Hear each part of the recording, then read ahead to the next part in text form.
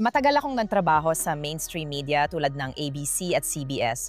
Tapos nangyari ang ikapito ng Oktubre, parang ang Alemanya noong dekada 30 ay dumating sa pintuan ko. May ilang tao doon na, alam mo, nagpo-post ng mga bagay o na sinasabing ang mga Hudyo ay mga peste at ipis. Nagsimulang maging sobrang sama ng propaganda. Nagsimula itong lumusot sa hanay ng mga nasa kanan. Nasa Kufi Conference kami, Christians United for Israel ngayong linggo. Swerte ko at makakapanayam ako.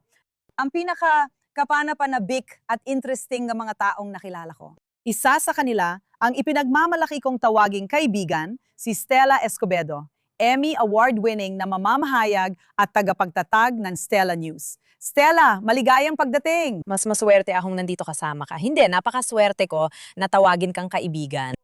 Tuwing mantita tayo, laging espesyal ang okasyon, pero Kufi pa rin ang pinakamaganda. Salamat. Alam mo, Sarah, pakiramdam ko, kahit hindi pa tayo matagal magkakilala, pagkatapos ng ikapito ng Oktubre, naging isang komunidad tayo. Oo. Alam mo, naging komunidad tayo ng mga aktivista na lumalaban lang para sa katotohanan. At sa tingin ko, napaka-interesante ng iyong kwento dahil ikaw ay talagang isang refugee mula sa dating Soviet Union o Soviet Union nung panahong yon. Natupad ang American Dream, naging mamamahayag, at nakita mo ring ang lahat ng bagay na kinailangan takasan ng pamilya mo sa sarili mong propesyon. Pakiusap, ikwento mo sa amin ang paglalakbay na yon. At hindi lang sa aking propesyon sa ating bansa, sa inyong bansa, sa Estados Unidos ng Amerika. Alam mo, ako ay isang Soviet refugee na ipinanganak sa Uzbekistan. At sinabi sa akin na, alam mo, ang Amerika ay bansang puno ng oportunidad. Na totoo naman. Pagdating ko rito bilang Hudyo, sinabi rin sa akin na walang antisemitismo o galit sa mga Hudyo sa Amerika.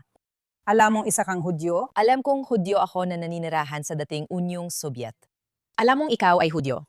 Alam kong ako ay Hudyo. Ipinagmamalaki ko ang aking pagkakakilanlang Hudyo. Hindi lang talaga kami nagdiriwang ng Shabbat. Hindi namin ipinagdiriwang ang mga pista. Sabi ng tatay ko, nung bata pa siya, ipinagdiriwang nila ang Passover sa pamamagitan ng pagtanggap ng matsa sa mga punda ng unan. Yon ay itinuturing na krimen. Ginawang krimen yon. Tama. Kaya alam namin na kami ay Hudyo, pero hindi lang talaga namin alam ang kahulugan nito. Ikaw, Hudyo ka. At yun lang, wala ring Zionismo nun. Parang Hudyo ka o hindi ka Hudyo. Yun lang yon.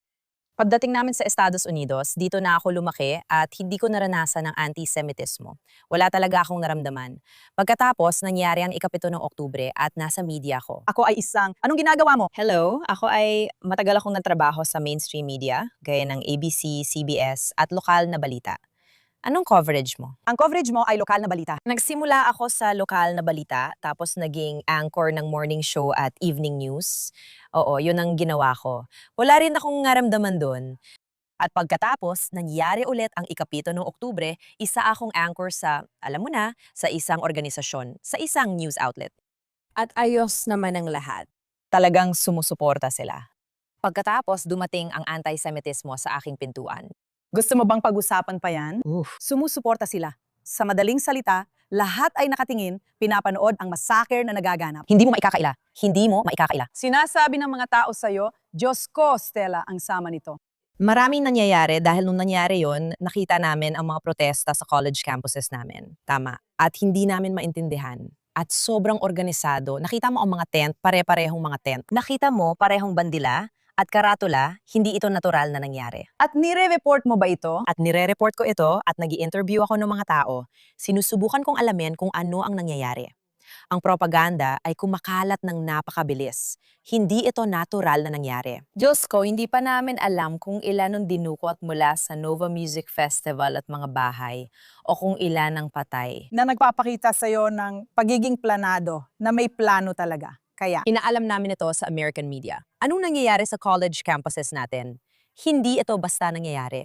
At pagkatapos, yung mga taong matagal na nagbabalita tungkol dito, sabi nila, binayaran yan. Alam mo na, impluwensya ng CCP, impluwensya ng Qatar. Yung mga programang Middle Eastern Studies na ipinasok nila sa mga universidad na ito. At ang kabataan natin ay na-brainwash na. Diyos ko. Nakita natin na inaharas ang mga estudyanteng Hudyo sa mga kolehiyo. At ako ang nagbabalita tungkol sa lahat ng iyon. gusto ko lang balikan natin ito, wala kang napansin sa mga ito bago ang Oktubre 7. Hindi mo talaga naramdaman kahit ano. Hindi. Mayroon bang pagkiling pagdating sa Israel? Lokal na media naman ang ginagawa mo noon. Siguro, Di mo ba talaga naramdaman ang bias bago yon? naramdaman mo ang pagkiling sa maraming bagay.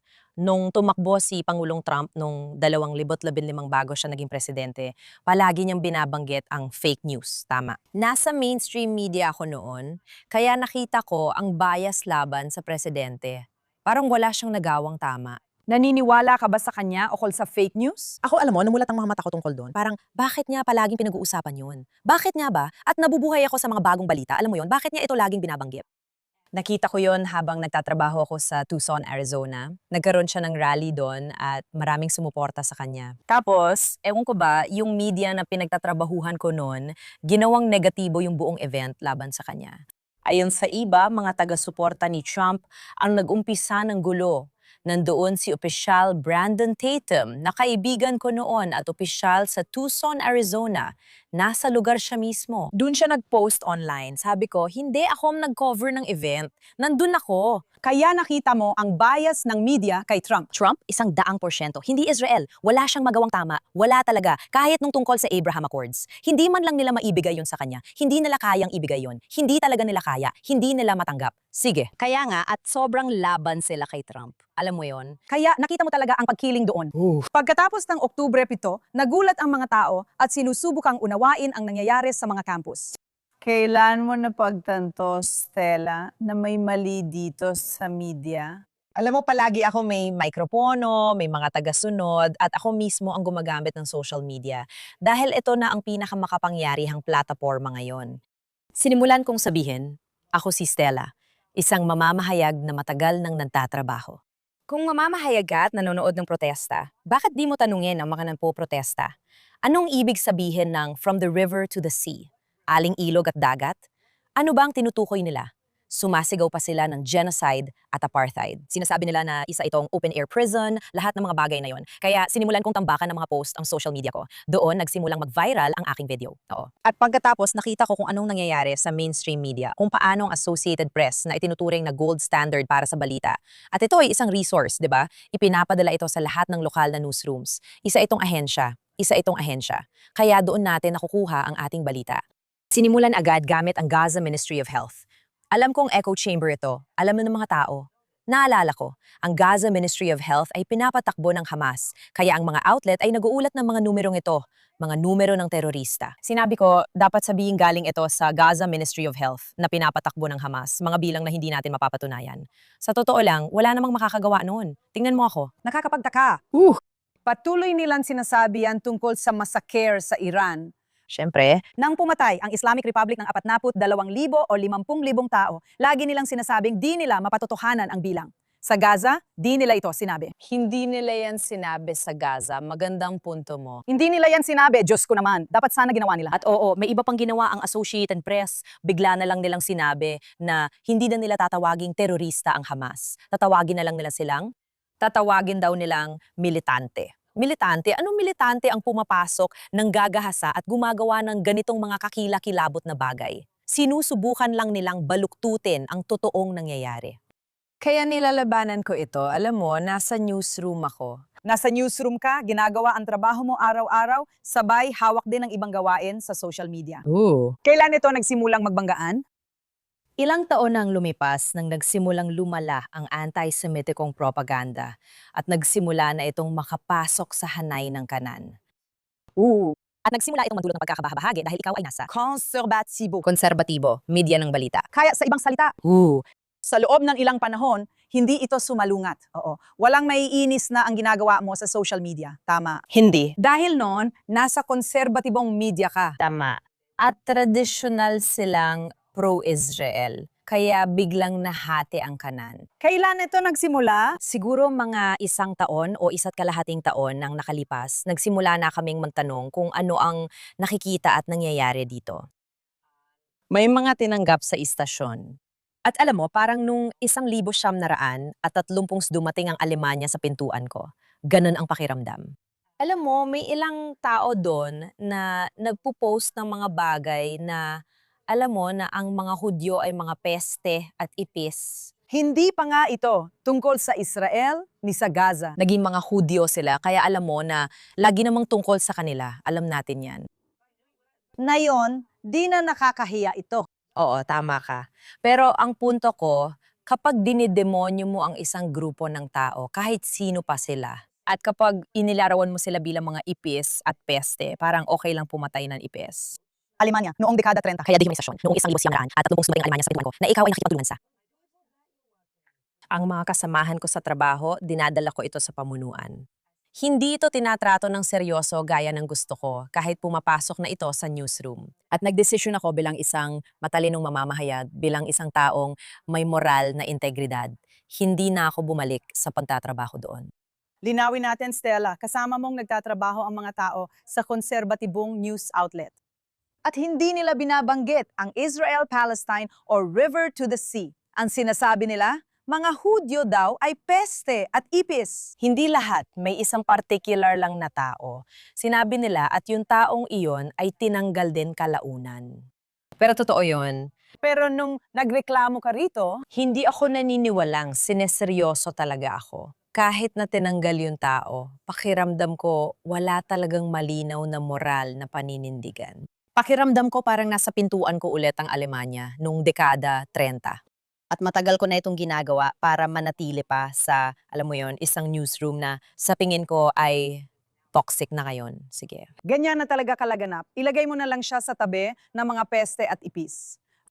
Yung iba, nagpapahiwatig lang. Yung iba, alam mo na Pangit at hindi maganda ang pakikitungo. Halo-halo, maganda, pero laging nakatago sa likod ng malayang pananalita. Isa kami newsroom na naninindigan sa malayang pananalita.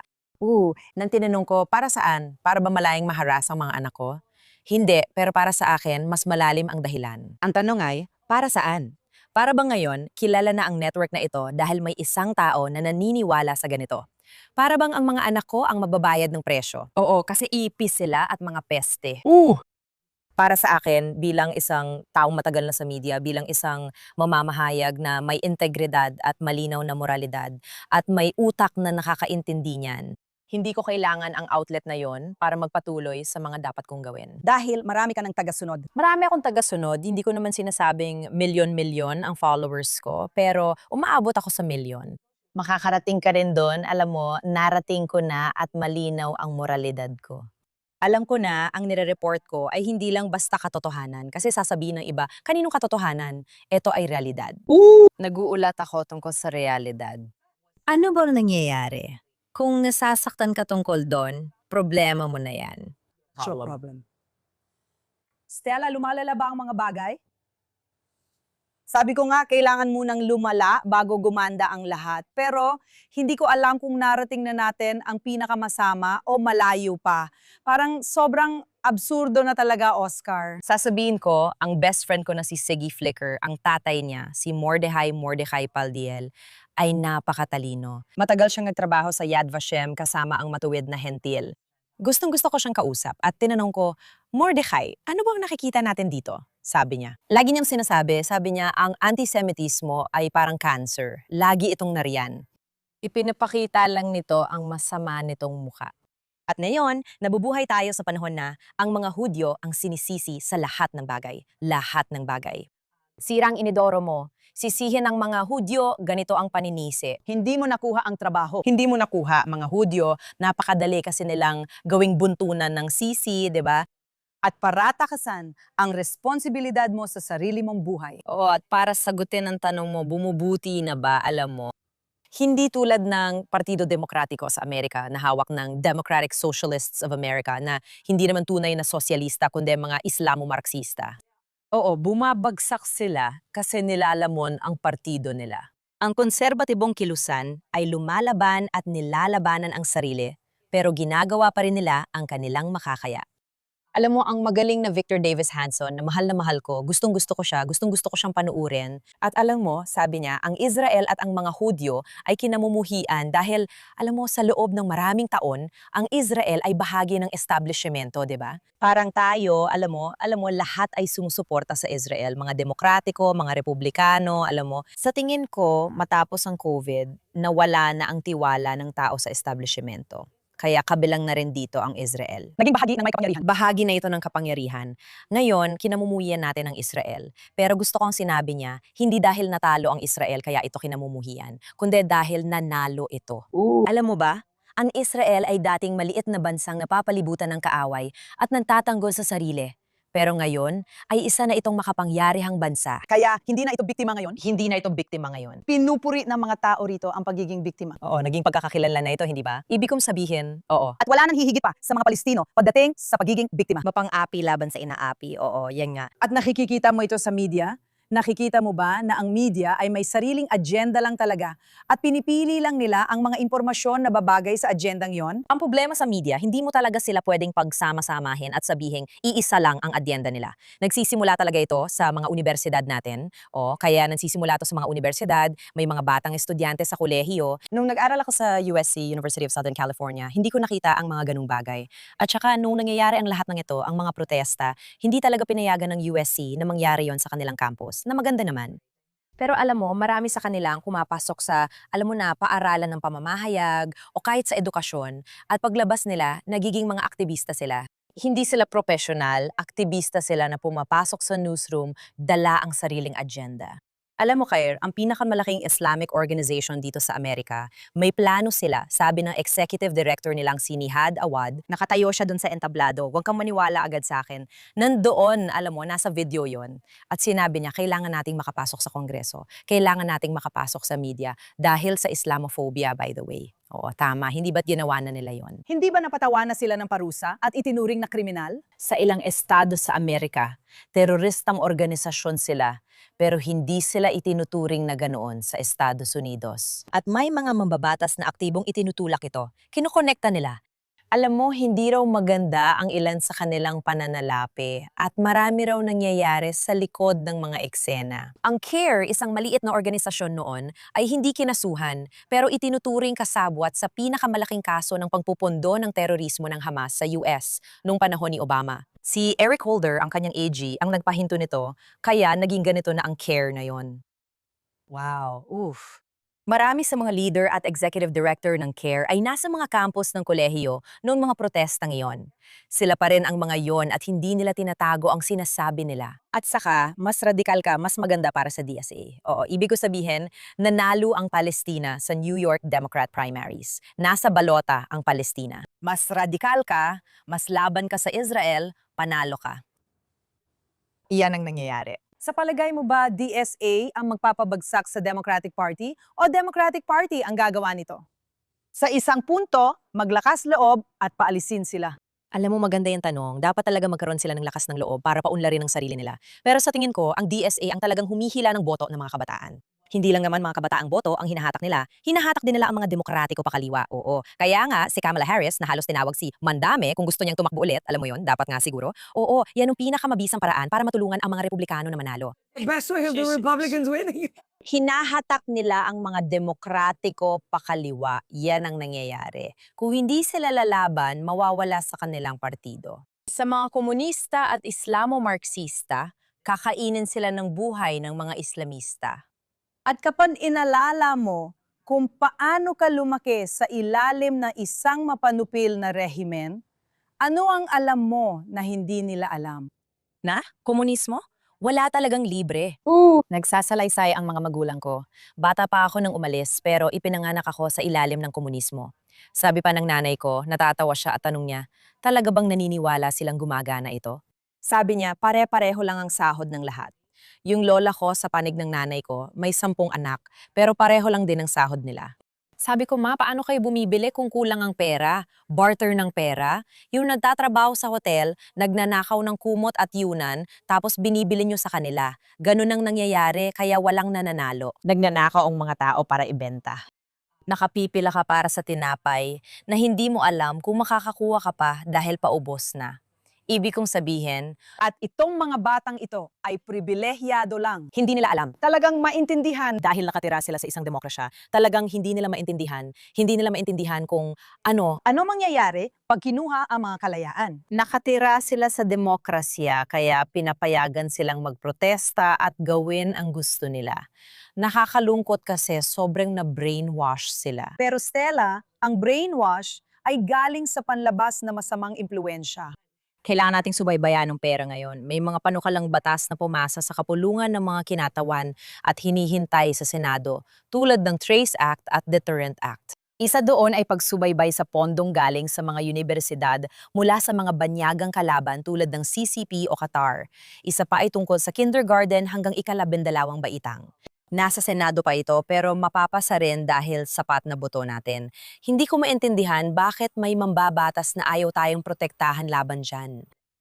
Ibig ko sabihin, bakit natin hahayaang mangibabaw ang interes? Alam mo, Pero nababayaran din ng mga politiko? sinasabi ko sa'yo, sinasabi ko sa mga tao na hindi mo na kailangang tingnan ang UK ngayon. Tingnan mo ang New York, tingnan mo kung ano ang nangyayari sa New York. Alam ng iba na ito ay laban ng sibilisasyon, pero may hindi din. Sa palagay ko, dumarami ang mga Amerikanong namumulat dito. Kamangha-manghang organisasyong gaya ng CAFI, kung saan may alyansang Kristiyano at Hudyo. Salamat sa Diyos. Na nauunawaan ang mga Judeo-Kristiyanong halaga at nauunawaan na ang Islamo-Marxismo ay hindi bahagi ng Amerika. Hindi ito magkakatugma, hindi ito gagana. Ang gusto nila ay pabagsakin ng Amerika. Floor, lagi kong sinasabi, hindi mo kayang pabagsakin ng Estados Unidos gamit ang mga bomba. Hindi mo kaya. Ganun din sa Israel. Kaya kailangan nila tayong pabagsakin mula sa loob. Tama. Kaya kinakain nila tayo mula sa loob. Hinahati natin ang ating Partidong Demokratiko. Hinahati natin ang ating, tingnan mo ang nangyayari, hinahati natin ang Partidong Republikano.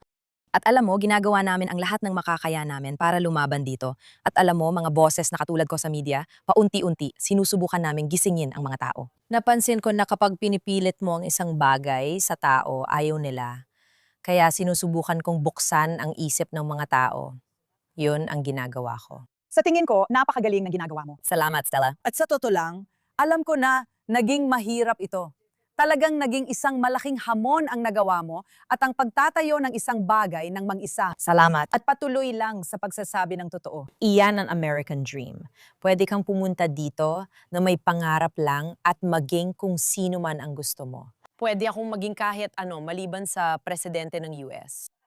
Pwede kang maging presidente ng Israel, sinasabi ko lang. Kaya, Stella Escobedo, salamat sa kamangha-manghang trabahong ginagawa mo at sa iyong boses. Sana lahat ay palakasin ang boses ni Stella. Siya ang nag-uulat ng balita. Salamat sa paggawa ng bagay na nakalimutang gawin ng mga tao. Ginagawa niya ito. Kaya salamat, Stella, sa lahat ng kamangha-manghang trabaho na ginagawa mo. Palalakasin namin ang iyong boses para marinig ito. Salamat! Salamat, kaibigan ko. Salamat.